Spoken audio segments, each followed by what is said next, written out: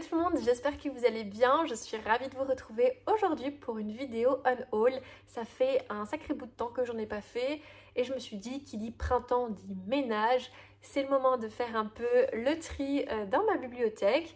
Donc voilà, je profite de l'occasion pour vous partager les romans que je ne compte pas garder avec moi. Écoutez, sur ces belles paroles, on va la commencer tout de suite la vidéo. Je commence avec les deux premiers tomes d'une saga que j'ai donc en version reliée. C'est donc la saga Le Royaume des damnés de Kerry Maniscalco. Ouais. Donc le tome 1, le tome 2. On m'avait offert le tome 2 et il me semble... en fait, je crois qu'on m'avait offert les deux tomes que j'ai lus. C'était sympa, mais le tome 2 m'avait déçue parce que malheureusement, il souffre du tome 2 où il se passe pas grand-chose. J'avais emprunté le tome 3 à la bibliothèque qui était sympa, mais sans plus. Donc du coup, comme c'est pas une de mes sagas coup de cœur et que je n'ai qu'une seule bibliothèque, et bien voilà, je ne garde vraiment que les lectures qui m'ont marquée et que j'aurais envie de relire. Et celle-ci, du coup, c'est pas le cas. Je me sépare ensuite de Maybe Now de Colleen Hoover. Faut savoir que Colleen Hoover, c'était une de mes auteurs préférées. Alors je sais que maintenant elle est problématique, j'ai pas trop suivi le pourquoi du comment. Bon, cet auteur est un peu à problème, mais voilà, j'avais adoré Maybe Someday et quand j'ai su qu'elle écrivait donc une suite, à savoir Maybe Now, il fallait que je la lise. Je l'ai lu, c'était sympa, mais ça ne dépassera pas en fait mon amour pour Maybe Someday. Donc voilà, je ne vais pas le garder parce que je ne le relirai pas, tout simplement. On a ensuite An Emotion of Great Delight de Tahereh Mafi. Un peu comme pour Maybe Now. Alors, c'est un roman... c'est quoi? Un one-shot, voilà, je cherchais le mot. C'est un one-shot, mais pareil en fait de cet auteur. Bon j'avais lu la saga Insaisissable, gros coup de cœur. Et surtout j'avais lu A Very Large Expanse of Sea, que j'avais adoré, énorme coup de cœur. Et je pensais en fait que ce récit allait autant me plaire parce que c'est à peu près les mêmes thématiques. Sauf que non, non, j'ai pas trop... Enfin, c'était sympa, mais sans plus. Donc encore une fois, je ne vais pas le garder. Un roman dont je vous ai parlé récemment en update, c'est A Company of Killers, donc de J.R. Redmosky. J'ai pas aimé la dark romance, donc comme je ne compte pas lire la suite, je ne vais pas garder ce premier tome. On a ensuite The Afterlife of Holly Chase, donc de Cynthia Hand, qui est une réécriture des temps modernes, donc du classique Un chant de Noël, que j'avais bien aimé, mais pareil, je ne vais pas le relire, donc voilà, je m'en sépare. Un livre dont je viens de tourner l'update lecture et qui du coup m'a pas énormément plu.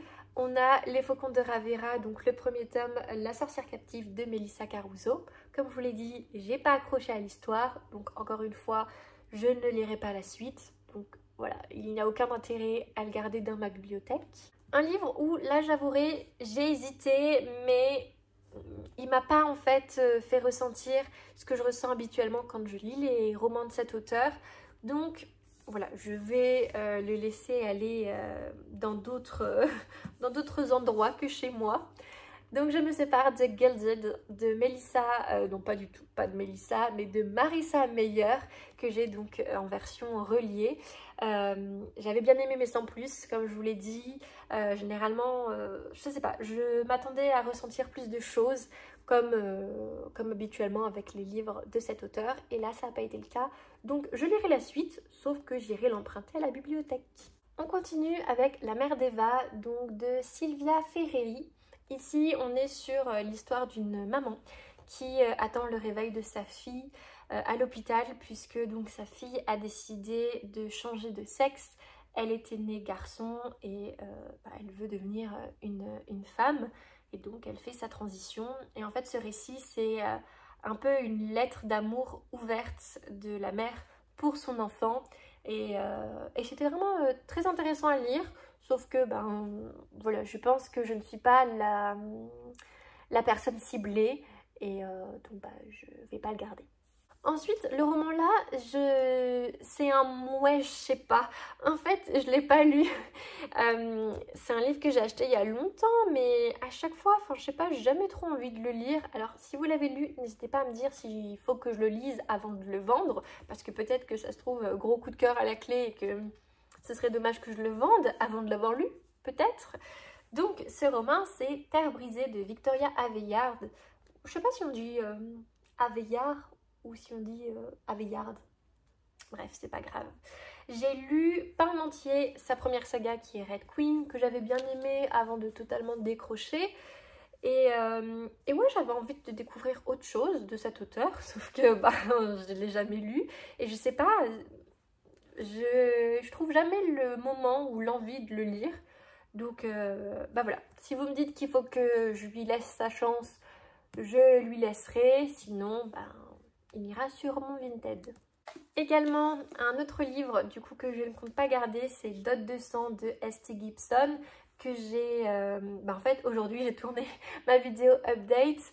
Comme je vous l'ai dit, c'était dit comme une réécriture de Dracula, à laquelle j'ai moyennement accroché en partant du principe que c'était une saga de... Enfin, une réécriture de Dracula. Mais oui, voilà, c'était sympa, mais sans plus. Donc, pareil, je ne vais pas le garder parce que je ne vais pas le relire. Un roman que j'étais persuadée d'aimer parce que c'est un peu... c'est pas un des piliers en fantasy, mais elle est quand même assez réputée, cette saga. C'est donc Cavalier Vert de Kirsten Brittain. Et en plus, j'avais un de mes chefs qui m'en avait parlé parce qu'il adorait cette saga. Mais j'ai essayé, hein. J'ai lu encore le marque-page, enfin marque-page, c'est le ticket de caisse. Je l'ai acheté quand ? Est-ce que ça s'est effacé? En 2022, mars 2022. Ouais, donc ça fait 5 ans. Enfin, ça fait pas 5 ans que j'ai commencé à le lire. Enfin, 5 ans, pas du tout, mais... Ça fait 3 ans. Oh là là, comment j'ai pu dire ça fait 5 ans? C'est parce que j'ai pensé à 2025. Il n'y a que le 5 qui est resté dans ma tête. Donc non, oui, ça fait 3 ans que je l'ai acheté. Et en fait, j'ai lu 260 pages quand même. Sauf que je trouve que c'est un récit où il se passe pas grand-chose. Et en fait, j'ai décroché. J'imagine aussi que ça devait peut-être pas être la bonne période pour le lire. Donc si vous me dites que vraiment, également, je dois m'accrocher, j'essaierai, mais... je vous garantis pas que ça va être concluant. Je me sépare ensuite de Ce que murmure le vent de Amy Harmon. J'avais adoré... Ah bah voilà, je ne sais plus c'est quoi son nom. Je vois la couverture avec Nos faces cachées, voilà. Voilà. Je voyais la couverture avec le mec qui était comme ça là. Je ne voyais juste plus le titre. Et c'est Nos faces cachées. Donc j'avais adoré Nos faces cachées et donc j'avais envie de découvrir d'autres romans de cet auteur. Ici, on est plus sur un roman qui ressemble un peu à Outlander, mais attention, il y ressemble juste parce qu'il est question de voyage dans le temps. Voilà. Et c'était sympa, mais du coup, j'ai pas eu un coup de cœur, donc je ne le garde pas. Et pour finir, je me sépare d'un classique, à savoir Villette de Charlotte Brontë, que moi j'ai dans cette jolie collection parce que, encore une fois, j'ai testé, hein, j'ai tenté, j'en étais même quoi, à la moitié, 362 pages sur combien? Ouais, 700 et quelques. Ouais, donc j'étais à la moitié.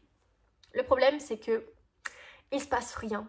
Notre héroïne ne fait que se lamenter sur elle-même, elle n'est que spectatrice de sa propre vie. Et c'est d'un barbant, enfin ça me tue de dire ça parce que j'ai adoré Jane Eyre, ça a été un énorme coup de cœur et il était plus gros que Villette, mais tellement plus intéressant, tellement plus prenant, il s'y passait des choses dans Jane Eyre, alors que là dans Villette, oh, non, non, non, non, non, non. Et pourtant vous savez quoi, à chaque fois je me dis, faudrait peut-être que tu le réessayes, retente, mais en même temps après je me dis mais il se passait rien, pourquoi se forcer?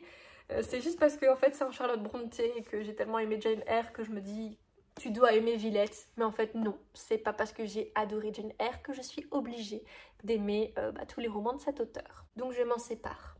Voilà, ça y est, je l'ai dit. Et bien voilà du coup concernant cette petite vidéo on haul, j'ai quand même quelques livres. Bon là je vais pas tous vous les montrer parce que sinon ils vont se casser la binette. Mais ça en fait un petit paquet. Je vais les mettre principalement en vente sur Vinted ou alors sinon s'ils ne partent pas, je les mettrai à disposition là où je travaille. On a un petit endroit où justement voilà, on peut déposer les livres qu'on n'a pas forcément envie de garder dans nos bibliothèques. Si ça vous intéresse d'aller sur mon Vinted, je vous le mettrai en barre d'infos parce que j'ai d'autres livres que je n'ai pas présentés ici qui sont à vendre. Mais ça c'est parce qu'ils sont chez mes parents. J'avais pas la place de tout stocker dans mon logement en région parisienne. Donc voilà concernant cette vidéo unhaul, j'espère que ça vous aura plu. Concernant les romans sur lesquels j'ai des doutes, n'hésitez pas si vous les avez lus à me dire si je dois persévérer ou pas. N'hésitez pas d'ailleurs à me dire vous quels sont les livres que vous allez revendre, donner ou je ne... Bah de toute façon il n'y a pas 36 000 options. Bref, les livres que vous n'allez pas garder dans vos bibliothèques. Et sur ce, bah écoutez, je vous souhaite de passer une excellente journée et on se dit à très vite. Bye!